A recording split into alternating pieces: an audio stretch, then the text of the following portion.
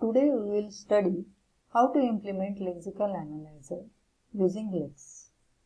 Let us take the program. Write a program using Lex specifications to implement lexical analysis phase of compiler to generate tokens of subset of Java program.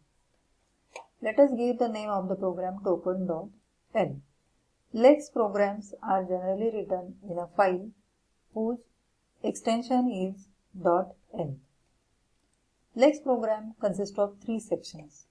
The first section is the declaration section. After the end of first section, two symbols %% are given. Then the second section is the rules section. Again, after the end of the second section, there are two % symbols, and then the third section is the subroutine section. Now let us see the first section.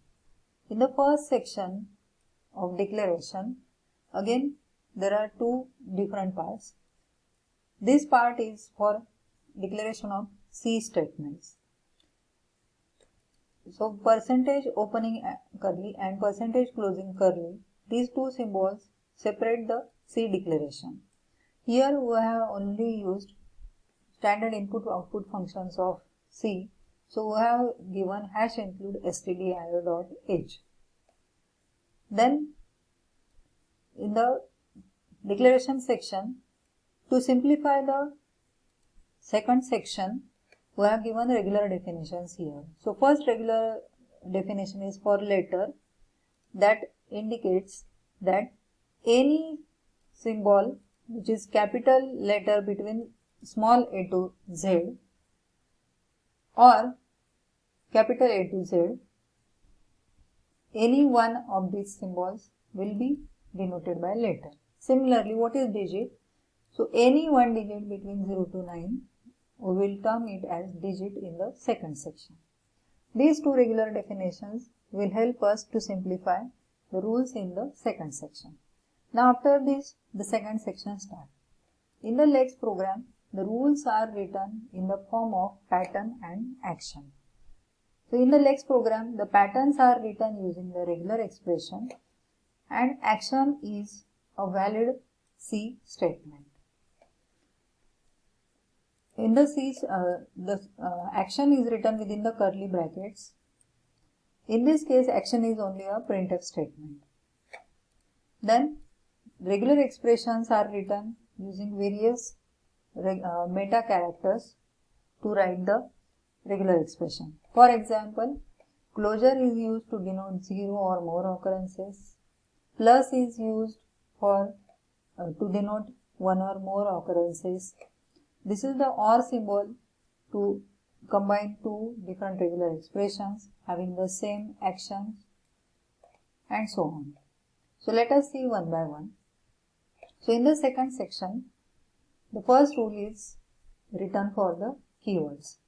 So whatever are the keywords in Java, import, class, static, implements, and so on. So some of these keywords are used here to write the regular expression, and then for them the action is printf, keyword is %s text. So what this rule will do, if the input is having the word import, then this text will have this import word which is matched from the input, and that word will be printed. If input is having, say for example, implements, then this text will have the word implements, and this will print keywords : implements. So like this rule will work. Then your Java program may have access specifiers, private, protected, or public. So this rule is for finding the access specifier. So whatever is the access specifier found, it will be printed using text. So basically what is text? Text is a inbuilt variable which is available in Lex library, and it gives you the part of the input which matches the particular regular expression. Then the third rule is written for imported class. So here the dot closure is used to mean occurrence of any character, that is 0 or more times. Now meaning of this dot is different and meaning of this dot is different. What is the difference? Because this dot is within these double quotes, so this dot is taken literally. That is, if the input is having Java dot, then this part will be matched by this rule, part of the rule, and this dot closure is outside the double quote. So it means that this dot is a meta character which represents any character except /n, and the star, that is closure, means 0 or more occurrences. So dot closure means any number of occurrences of any character other than /n that will be matched here. Then similarly, this is the rule for system for which the token is class. Then in Java we also use system.out. So this out or in, these are the objects. So token object will be printed. In Java we may have various parentheses, that is opening curly, closing curly, similarly opening square bracket or closing square bracket, or opening round bracket or closing round bracket. All these are the parentheses. So for this token parenthesis is printed. Then we may have various data types like int, char, float, double, string, boolean, void. So for this the token data type will be generated. Then we also use in Java system dot, for example. So that dot is a dot operator.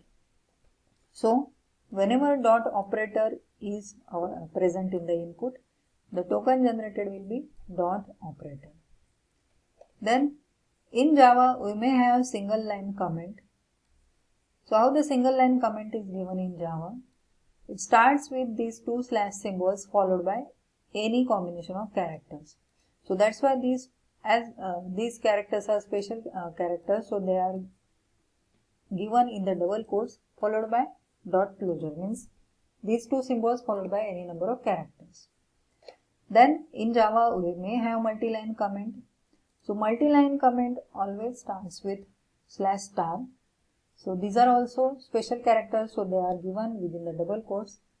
Multi-line comment ends with // and in between we may have any character, so that's why dot, or we may have multiple lines also, so /n character may also occur, and any number of occurrences of this, so bracket closure. So this will identify the token multi-line comment. Then we may have a float constant in our program. So what do you mean by float constant?